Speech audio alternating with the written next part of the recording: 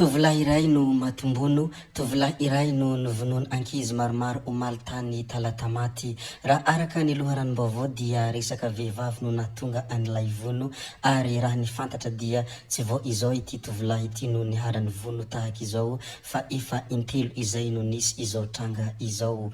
Holazaintsika moa ny mikasika an'izay sy ireo rehetra izay tokony holazaina, fa mialohan'izany aloha dia mbola toy ny mahazatra aboneny sainantsika, asio zay video ary apetraho ihany koa ny komantera. Ndeha aloha idirantsika izany fanaovana abonnement izany, mialohany herisoantsika amin'ny resaka izay ataontsika. Ndao ary tompoko lahy, ndao ary tompoko vavy.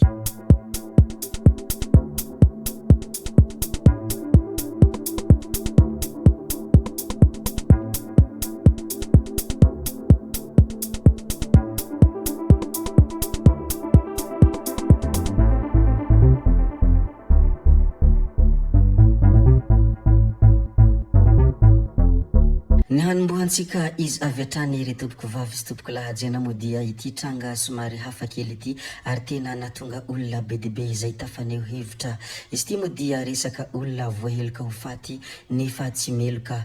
40 taona lasa no voaheloka ho faty i Melisa Lisio, monina any Texas, satria voahendrikendrika namono anjanany vavy 2 taona tamin'ny taona 7 sy 20.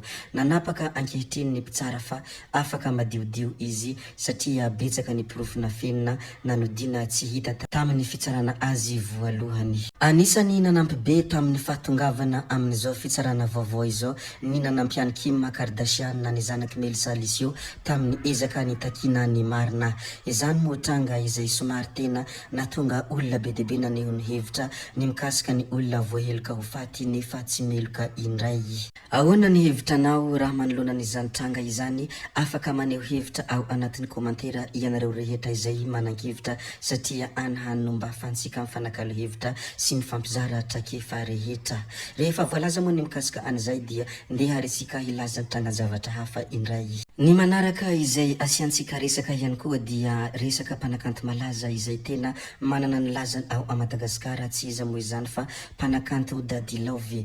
Nomeny vadiny fiara 4x4 i Daddy Love. Nandritra ny fankalazana tsingeritaona nahaterahan'ny Daddy Love omaly dia nanolotra fiara 4x4 azy ny vady andefo mandriny mba ho fanamarihana izany. Miavaka ilay fanomezana no sady mampiseho ny fitiavana. Anisany nampihetsy-po ny lehilahy malagasy be dia be moa ity zavatra nataony vady andefo mandriny mpanakanto Daddy Love ity, satria be dia be ny lehilahy malagasy maniry mba hahazo tôbily avy any amin'ny vadiny, nefa indrisy fa tsy zany no zava-mitranga ao a Madagasikara. Ny vehivavy malagasy dia matetika mieritreritra fa izy ireo foana no tokony omena, ary raha vantany manome zavatra lehilahy izy ireo dia mahatsapa-tena fa tena tsy rariny na hoe ambany vintana na hoe boka vintana ho ifilazany ireo tanora azy. Nefa ny vadiny Daddy Love dia naneho zany fitiavana izany, satria ny vehivavy dia mba mananjohany mehy ihany koa, ary ny porofony vadiny Daddy Love izany fa tena tokony omena zavatra ny lehilahy koa, satria voalazantsika ihany koa moa ny mikasika aniny mpanakanto Daddy Love sy ny vady andefo mandriny iny. Ndeha resika hiresaka kely ny mikasika ny mpanakanto Shine. Fitsapana ihany io olana sy sedra lalaovana io hoy ny hafatry ny mpanakanto Shine. Tsara ny miaina fa ny olana sy ny sedra dia nataon-janahary mba ahatsiarovana izany, hatsarana izany. Na dia eo aza izany olana sy sedra izany hoy ny mpanakanto Shine dia tsy natao akivy, sanatria ianao kivy mitady hamoifo io dia tadidio fa misy olona any tena tsy manan-tsafidy nefa mifikitra tsy manary fanantenana, satria ny aina no ambony indrindra amin'ny harena hoy isaina tao anatin'ny pejiny raha nandefa izany hafatra izany ho an'ny malagasy mpiray tanindrazana aminy. Hafatrafatra moa iny sady fampanantenana, ary indrindraindrindra ihany koa dia fankaherezana ho an'ny malagasy izay miady mafy koa ankasitrahana manokana moa ny mpanakanto Shine nandefa iny hafatra sy fampaherezana iny. Ny resaka mikasika ny mpanakanto malaza sy ireo mpanakanto izay manana ny lazany moa isika teo, ndeha resika hiresaka ny mikasika hira. Azontsika malagasy ny amboara filamatra matokia solontenan'ny Madagasikara no nandresy tamin'ny fifaninanan-kira Award Generation 420 izay natao tany Kazanina. Izy no nahazo ny fandresena voalohany tamin'ny ty lalao ho an'ny ankizy 7 ka hatramin'ny 12 taona ity. Nilaza moa nanareny fa i Brésil no nisafidian'ny mpitsara, saingy nandresy kosa i filamatra matokia tamin'ny vote publique nisaotra anireo rehetra nanohana sy nifidy izy tamin'izany satria fandresena anaty firaisankinantsika izao fandresena izao hoy hafatra izay nataony reniny. Izany moa ny vaovao tsara sy vaovao mahafaly ho an'ny filamatra matokia izay reharehany nazahoantsika amboara. Reharehantsika malagasy izy ary miakatra ihany koa ny vonina pirenena nohon' izany dia ankasitrahana eram-po eran-tsaina ifilamatra matokia nohon' izao talenta izay ananany izao ka nampiakatra ny vonina pirenena Madagasikara malagasy nosy malala tanindrazana. Rehefa voalazantsika moa ny mikasika aniny ndeha resika hilaza kely ny mikasika ny Tojo Ravalomanana. Nandefa hafatra moa izy sady hanatranatra moa ity nambarany Tojo Ravalomanana ity. Ieno ny toe-panahy araka an'Andriamanitra ary aza mampalahelo ny fanahy masin'Andriamanitra izay nanasiana tombokasy anare amin'ny andro fanavotana.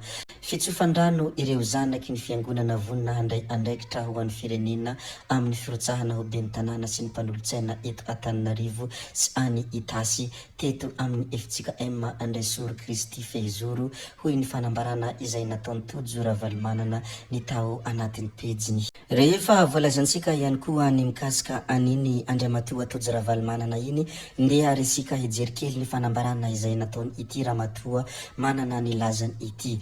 Tangamaro fokontany Feramanga Atsimo komina Ambohiboromanga ezaka niarahako tamin'ny fokon'olona no nananganana ity trano misy efitra roa izay hatao sekoly ity satria tena tsy ampy ny toeram-pianarana ankizy any antoerana hoy hafatra izay nambarany ity Ramatoa ity. Efa miditra amin'ny famaranana ny asa izahay ka nametaka tafo nandalotra ary nametraka varavarana ihany koa ary tsy vitan'izany fa nanomboka nanamboatra ny anatiny ihany koa izay natao Tangamaro niaraha ny salahy tamin'ny fokon'olona sy Andriamatoa Rabe Arson Fandresena na Ibolo izay candidat Freedom rahateo any amin'ny komina Ambohiboromanga. Noho ny farany moa no nilazany ity Ramatoa ity ny hoe nafinaritra ny fiarahamientana sy ny fifanomezan-tanana tamin'ny ireo fokon'olona ka dia ny masoandrin'ody no nampalahelo miasa sy mezaka hatrany isika ho fanasoavana ny piray tanindrazana.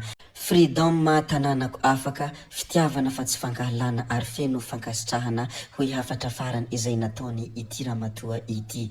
Eny ekena ary hirarina koa ho maromaro ny toanao Ramatoa ka hanasoa ny mpiarabelona sy ny piray tanindrazana aminao. Zay ihany koa ny namarana ny video antsika ary tompoko vavy sy tompoko lahajena koa dia makasitraka anareo rehetra na vitany hen'ny video hatramin'ny farany ary mbola entanina foana ianareo ny mbola hanaraka ny video manaraka izay alatsaka misesesy ato tsy mijanona tsy anky ato. Zay fa tsy halaveneny ny resaka hametra veloma izahay veloma vetivety fa tsy hoe akory veloma mandrakizay amin'ny manaraka indray no manao misimisy veloma tompoko lahy veloma tompoko vavy gaby hoe tsao tsao amin'ny manaraka indray yo.